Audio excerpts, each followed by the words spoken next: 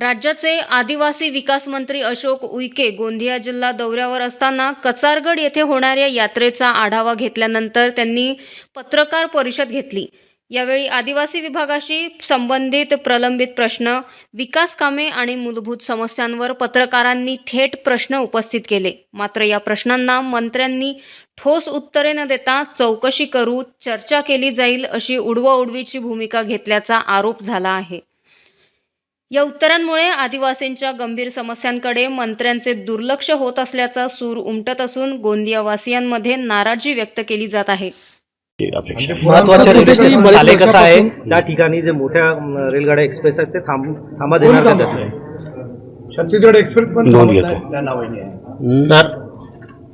घेतो सर आप आदिवासी विकास मंत्री हो, पंचायत समिति देवरी भी आदिवासी भाग आती है सर। करोड़ों रुपए का मनरेगा का भ्रष्टाचार का आरोप वहाँ के एडवोकेट कर रहे हैं।